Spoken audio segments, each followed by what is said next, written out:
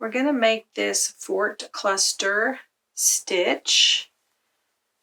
It is reversible, so it would make a really good blanket. I'm going to be using a 5mm crochet hook, and I'm going to start with a slip knot. I'm going to make a foundation chain of 38. You can make your foundation chain any number that you want.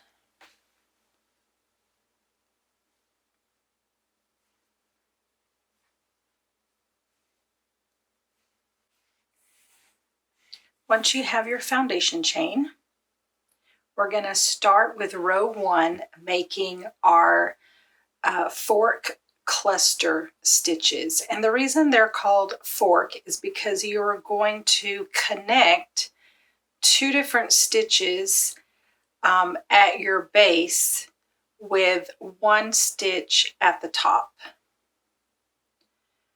So the way you do this is we're going to go into the 3rd chain from the loop, so you don't count the 1 on your hook. 1, 2, 3. And then we're going to go into the back bump. You don't have to go into the back bump, but I usually do that for my row 1 so that the foundation chain doesn't get pulled loose. So to do this cluster stitch, you will yarn over, insert your hook, yarn over, pull through, and then yarn over, insert it into the next stitch, yarn over, pull through. You should now have 5 loops on your hook. We're going to yarn over, pull through 3 loops. You now have 3 on your hook. Yarn over and pull through the last 3. That is your first cluster stitch. We're going to continue to make cluster stitches all the way across, and you start your next one in the same stitch that you just ended with. So right here, so yarn over, go into that same stitch, yarn over, pull through. You have 3 loops. Yarn over, go into your next stitch, yarn over, pull through. You have 5 loops on your hook. Yarn over, go through 3. You still have 3. Yarn over, go through the last 3. And we're going to continue to do that all the way across the row.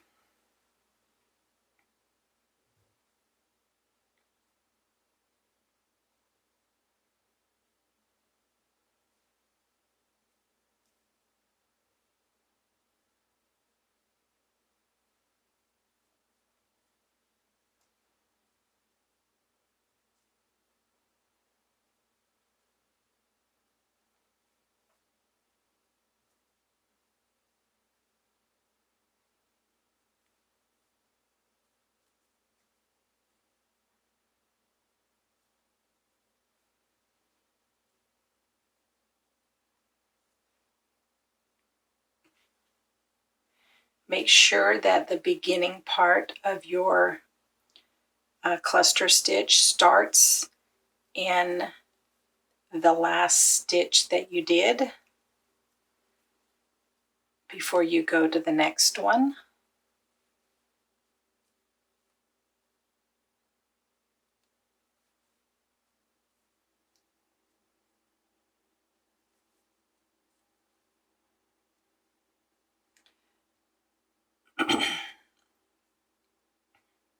When you get to the end of this row and you do your last cluster stitch, we're going to finish the row off with a double crochet. So put a double crochet in that same stitch that you just completed that last cluster stitch with. And that will sort of straighten the end of that row up. That's the end of row 1. For row 2, chain 1, turn your work, and just simply put a single crochet in every stitch all the way across the row. Very simple.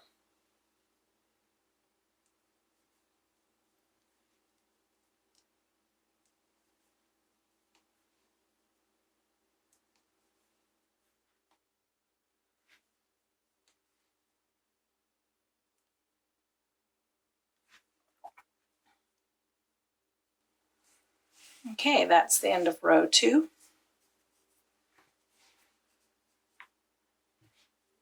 Row 3 is going to be the exact same thing as row 1, except obviously we're not going to go into the back bump.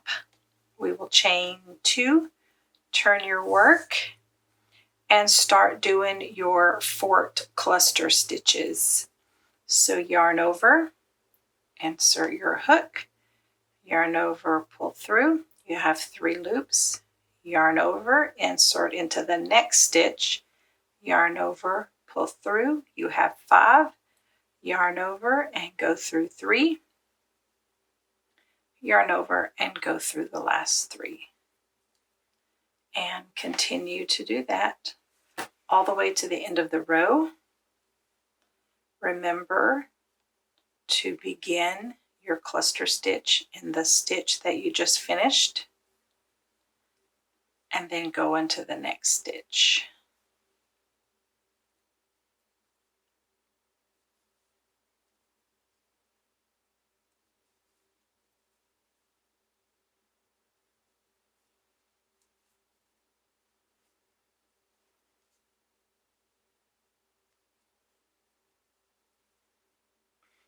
Continue to do that. You get to the end of the row, and when you finish your last forked cluster stitch, remember to put a double crochet in the same stitch that you ended with.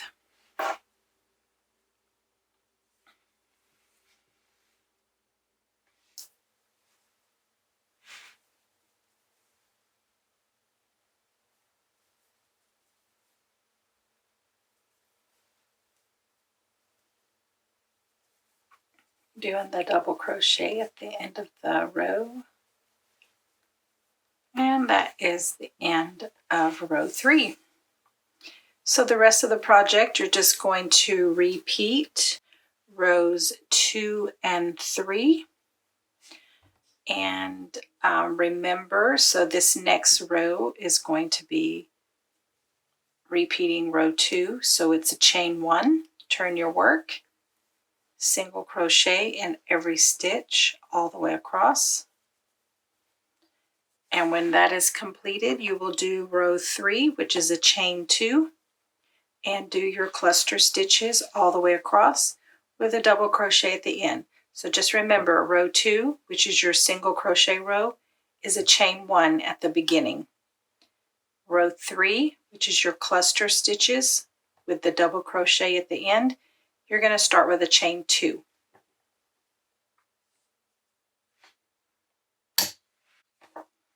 I'm coming to the end of the size that I want my project to be. You can end your project with whichever row that you want. I am going to end it with a single crochet row because I just like that that row is a little bit tighter. And so when I finish this last row of single crochets, I will complete it.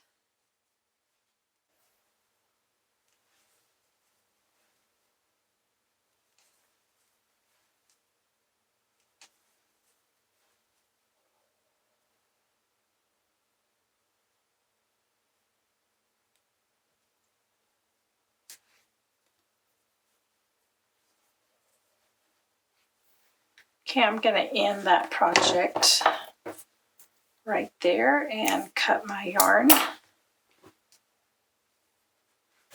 Tie it off. Gonna put a little knot right here.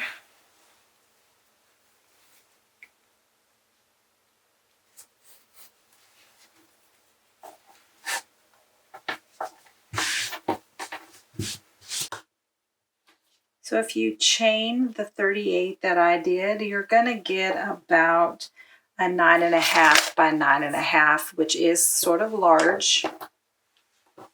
So if you don't want it to be that large, then have your foundation chain be less than 38. And I'm just going to weave in my yarn tail.